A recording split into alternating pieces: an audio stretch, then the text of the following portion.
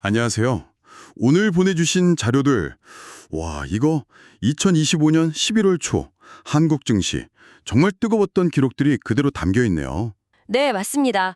코스피가 4,100선 넘어서 막 사상 최고치 경신하고 그랬던 바로 그 시점이죠. 네, 보니까 코리아타임스, 루이터, 매일경제, 조선비즈, 다양한 매체 자료들을 보내주셨어요. 자료가 풍부하네요. 그래서 오늘 저희 목표는 이 자료들을 정말 깊숙이 한번 파고들어서 당시 시장을 움직였던 진짜 힘, 그게 뭐였는지, 그리고 그 이면에 숨어있던 기회나 위험 요인들, 이런 것들의 핵심만 한번 제대로 파악해보는 겁니다. 좋습니다. 청취자분들, 그러니까 당신께서도 이 시점의 시장을 좀 더 명확하게 이해하실 수 있도록 저희가 한번 풀어가 보죠. 네, 그럼 본격적으로 한번 시작해볼까요?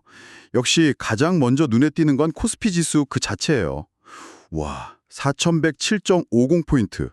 이게 11월 2일 종가군요. 네, 전날보다 한 0.5% 정도 오른 거죠. 근데 이게 중요한 게 이게 그냥 하루 오르고 만 게 아니잖아요, 그렇죠? 맞습니다.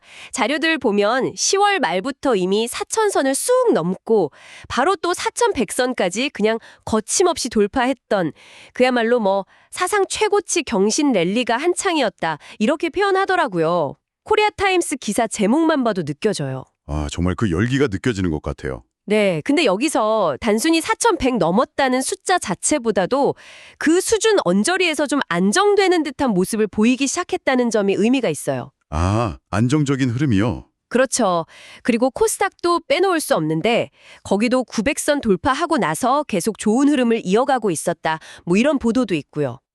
코스닥도 같이. 네, 이런 전반적인 지수 상승 뒤에는 역시 대형주들 힘이 컸습니다. 특히 반도체 관련주들. 역시 반도체. 네, 삼성전자처럼 이 시가총액 비중이 아주 큰 종목들이 앞장서서 지수를 그냥 쭉 끌어올린 그런 형국이었죠. 인베스팅닷컴 데이터 같은 걸 봐도 이런 경향이 뚜렷하게 보이고요. 정말 대단한 상승세였네요. 그렇다면 도대체 무엇이 이렇게 시장을 뜨겁게 만들었을까요? 그게 가장 궁금한 지점이죠. 여러 자료를 이렇게 쭉 훑어보니까 공통적으로 지목하는 키워드가 있어요. 바로 AI하고 반도체, 이거더라고요. 네, 맞습니다. 핵심 동력이었죠. 글로벌 빅테크 기업들이 GPU, 그 그래픽 처리 장치 확보하려고 경쟁한다. 이런 소식들, 또 전 세계적으로 AI 분야의 투자가 막 늘어나는 분위기, 이게 국내 증시에도 바로 영향을 미쳤다는 분석이 많아요. 그렇죠. 삼성전자, SK하이닉스 같은 우리 대표 반도체 기업들이 이 열풍의 딱 중심에 있었고요. 로이터나 매일경제나 다 이 부분을 강조하고 있네요. 네, 여기서 진짜 흥미로운 지점은요. 그 글로벌 AI 인프라 투자 확대라는 거대한 흐름이 있잖아요. 네네. 이게 어떻게 국내 특정 기업들의 주가 상승으로 이렇게 딱 직접 연결됐는가 하는 그 과정이에요. 소위 말하는 수혜주 효과가 아주 극명하게 나타난 거죠. 수혜주 효과요? 네, 특정 산업에 좋은 소식이 있으면 직접적으로 혜택 볼 것 같은 그런 종목들이 확 부각되는 거예요. 예를 들면 그 오픈 AI나 엔비디아 같은 글로벌 AI 선두 기업들 있잖아요. 네. 이런 기업들하고 협력할 수도 있다. 이런 가능성이 제기되거나 아니면 실제로 대규모 GPU 공급 계약을 맺었다. 이런 뉴스가 나올 때마다 시장이 들썩였겠네요. 네, 관련 기업들 주가가 정말 민감하게 반응하면서 그냥 확 뛰어오르는 패턴이 계속 반복됐어요. 로이터 보도 같은 걸 보면 이런 뉴스 하나하나가 시장 참여자들의 그 투자 심리를 얼마나 강하게 자극했는지 정말 생생하게 보여주거든요. 이게 바로 지수 전체를 밀어올린 가장 강력한 엔진이었다. 이렇게 분석할 수 있겠습니다. 와, 정말 AI랑 반도체 이 두 단어가 당시 시장 전체를 거의 좌우했다고 해도 과언이 아닐 정도네요. 네, 그 정도 파급력이었죠. 근데 여기 다른 분야는 좀 소외되거나 그러진 않았을까요? 시장 전체의 온기를 알려면 다른 섹터들도 좀 봐야 할 것 같은데요. 좋은 질문이십니다. 물론 반도체가 거의 스포트라이트를 독점하다시피 하긴 했는데요.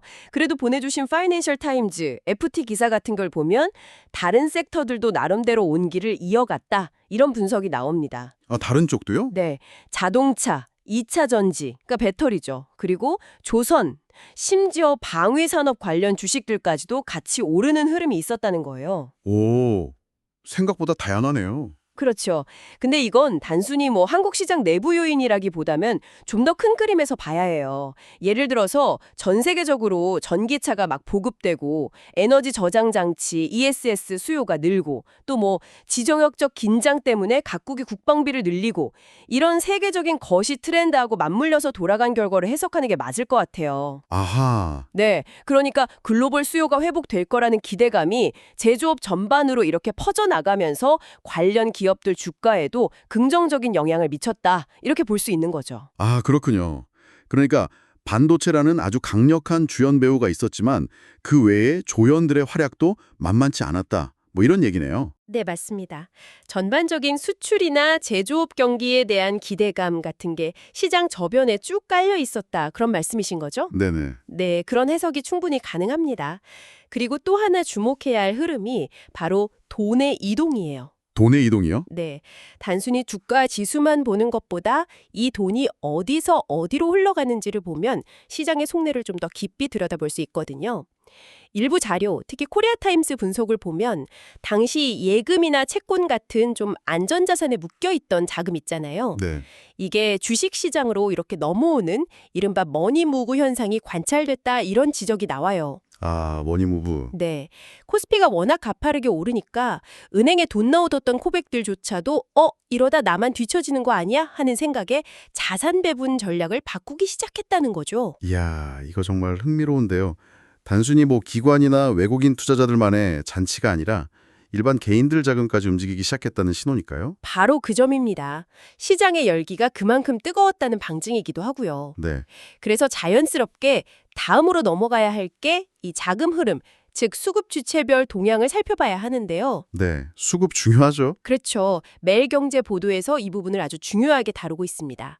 결론부터 말씀드리면 이 상승 랠리의 강력한 원동력 중 하나는 바로 외국인 투자자들이었어요. 아, 외국인. 네, 10월 한 달 동안 혹은 뭐 분석 시점 기준으로 최근 일정 기간 동안 외국인들이 한국 주식을 정말 대규모로 순매수했다는 데이터가 딱 나옵니다. 흔히 시장에서는 이들을 스마트머니라고 부르잖아요.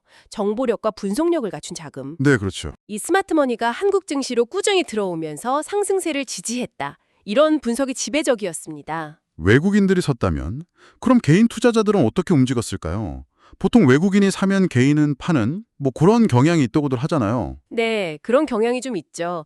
이번에도 보내주신 자료들을 종합해보면 개인 투자자들의 움직임은 좀 엇갈렸던 것 같아요. 엇갈렸다고요? 네, 일부 개인 투자자들은 주가 많이 올랐다. 이렇게 판단해서 차익 실현하려고 주식을 팔았다는 분석이 있어요. 네. 근데 또 다른 한편에서는 계속 오르는 대형주나 기술주를 뒤늦게 따라 사는 뭐 그런 추격 밀수 움직임도 있었을 걸로 추정이 되고요. 양쪽 다 있었군요. 네, 매일경제 분석을 보면 전반적으로는 외국인이 주도하는 이런 상승장에서 개인들은 좀 관망하는 자세를 취하거나 아니면 적극적으로 따라붙기보다는 좀 단기적인 매매에 집중하는 그런 혼재된 양상을 보였을 가능성이 높다. 이렇게 지적하고 있습니다. 그렇군요. 외국인이 주도하고 개인은 좀 신중했거나 아니면 행보가 엇갈렸다. 아, 수급 상황이 대략 그렇게 정리되는군요. 네, 맞습니다. 자, 그럼 이제 시야를 좀 더 넓혀서요. 시장에 영향을 미치는 더 큰 변수들, 거시적인 변수들도 좀 짚어보죠. 당시 금리라든지 정책 환경 이런 건 어땠나요? 네, 거시경제 환경도 당연히 중요하죠. 한국은행 웹사이트 자료 같은 걸 찾아보면 당시 기준금리는 연 2.50%, 이 수준에서 동결된 상태였습니다. 아, 동결이었군요. 네, 근데 중요한 건 시장의 기대감이었어요. 기대감이요. 네네, 한국은행이 어쩌면 연내에 추가로 금리를 내릴 수도 있다는 식의 여지를 좀 남겨뒀거든요. 그러니까 통화정책이 더 완화될 거다, 이런 기대감이 시장에 쫙 퍼져 있었어요. 아, 금리 인하 기대감? 그렇죠. 보통 금리가 낮아지면 위험자산, 그러니까 주식에 대한 선호도가 높아지잖아요. 네. 그래서 이런 기대감 자체가 투자 심리에 상당히 긍정적으로 작용했다. 이렇게 분석됩니다. 아하, 금리 인하 기대감이 시장 분위기를 좋게 만드는 데 한몫했군요. 네, 그렇다고 볼 수 있죠. 그럼 혹시 외교나 무역 같은 변수는 없었을까요? 특히 우리나라는 수출 의존도가 높으니까요. 그거 아주 중요한 포인트입니다. 실제로 로이터 기사 같은 데서 이 부분을 다루고 있는데요. 당시 한중미 정상급 회담이 열릴 거라든지 아니면 주요국하고 무역이나 투자 협상이 잘 진행되고 있다든지 이런 기대감이나 실제 진전 사항들이 시장에 꽤 긍정적인 모멘텀으로 작용했다는 분석이 나와요. 네. 특정 국가하고 관계가 좋아지거나 큰 계약 소식이 들리면 당연히 관련 산업에 대한 수혜 기대가 높아지니까 주가 상승으로 이어질 수 있는 거죠. 듣기는 다 좋은 소식 같은데? 뭐 문제라도 있었나요? 근데 여기서 동전의 양면을 봐야 한다는 거죠. 로이터 분석은 이 부분의 리스크도 같이 지적하고 있어요. 리스크요? 어떤? 예를 들어서 한국 기업들이 해외에다가 대규모 투자를 약속하거나 실제로 투자를 집행하면 단기적으로는 국내에서 돈이 빠져나가게 되잖아요. 아, 그렇죠. 달러가 나가니까요. 네, 이런 대규모 자금 유출 가능성은 원화 가치를 떨어뜨리거나 외환 시장의 변동성을 키울 수 있는 잠재적인 위험 요인이 된다는 겁니다. 헐찍. 무역 환경이 개선될 거라는 긍정적인 기대와 동시에 자금이 해외로 빠져나갈 수 있다는 우려, 이 리스크가 같이 존재하는 좀 복잡한 상황이었던 거죠. 와, 듣고 보니 이 외교나 대외 투자라는 게 진짜 양날의 검이네요. 겉으로 보기엔 분명 호재 같은데 그 이면에 이런 리스크가 숨어 있을 수 있다니. 로이터 분석이 상당히 날카로운데요. 네, 그렇죠. 자, 그럼 이런 긍정적인 요인하고 또 잠재적인 리스크를 다 종합했을 때 당시 자료들은 앞으로 시장을 어떻게 전망했을까요? 전망 역시 딱 한마디로 말하기는 어렵고 기대와 우려가 교차합니다. 네. 우선 긍정적인 측면부터 보면 로이터나 매일경제 분석 같은 경우는 AI하고 반도체 관련 투자가 이게 단계에 그치는 게 아니라 계속 이어질 거다. 이런 기대를 전제로 깔고 있어요. 아, 지속될 것이다. 네.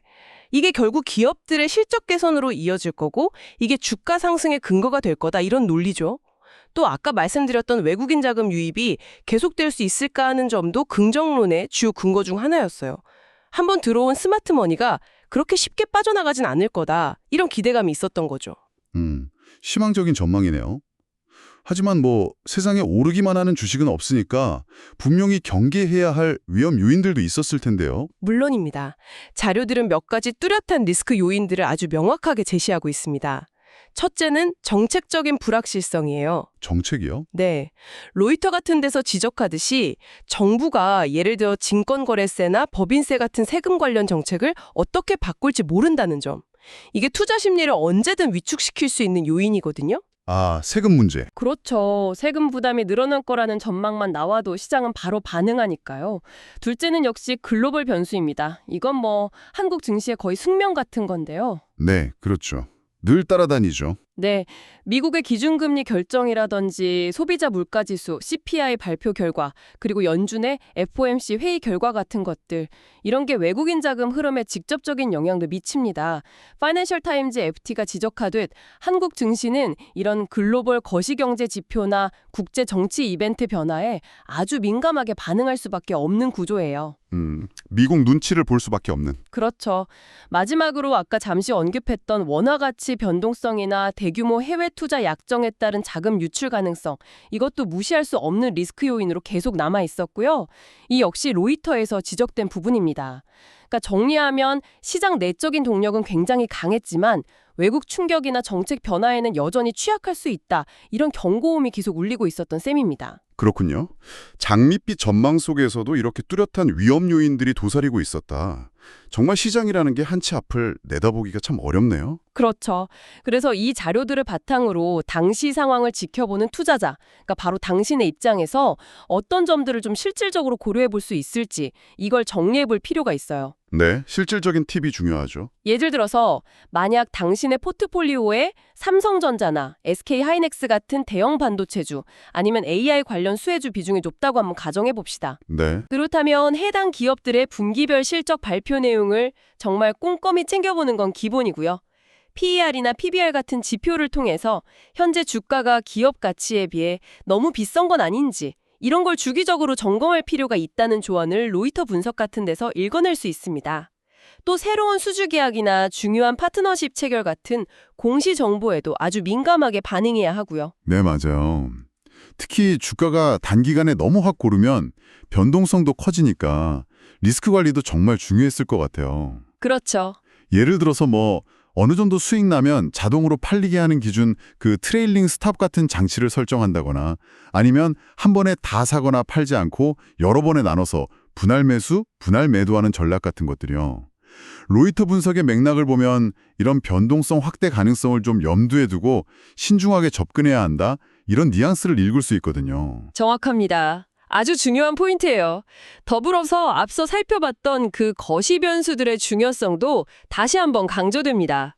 한국은행의 기준금리 발표일, 주요 기업들의 실적 발표 시즌, 미국 CPI나 FOMC 회의 일정, 그리고 미중 관계나 주요국 무역 협상 관련 뉴스들, 이런 것들은 시장 방향성에 그냥 바로 영향을 줄 수 있는 핵심 이벤트들이거든요. 네, 정말 바로바로 반응하죠. 네. 따라서 관련 공시나 경제지표 발표 일정을 미리미리 확인하고 그 내용을 꾸준히 모니터링하는 습관이 정말 중요하다는 점을 보내주신 자료 전체가 시사하고 있다고 볼 수 있겠습니다. 이건 뭐 한국은행 자료 확인의 중요성은 물론이고 전반적인 뉴스 흐름 자체를 놓치지 않는 정보 습관의 필요성을 강조하는 거죠. 네, 오늘 저희는 보내주신 이 귀한 자료들을 통해서 2025년 11월 초 코스피가 4,100선을 돌파하면서 정말 역사를 새로 썼던 그 뜨거웠던 순간들을 아주 다각도로 깊이 있게 살펴봤습니다. 정말 흥미로운 시기였어요. 강력한 AI와 반도체라는 엔진, 여기에 외국인 자금 유입과 또 완화적인 통화 정책에 대한 기대감까지 더해져서 만들어낸 기록적인 순간이었지만 동시에 글로벌 변수라든지 정책 리스크처럼 언제든 발목을 잡을 수 있는 그런 요인들도 분명히 존재했음을 저희가 확인할 수 있었네요. 맞습니다.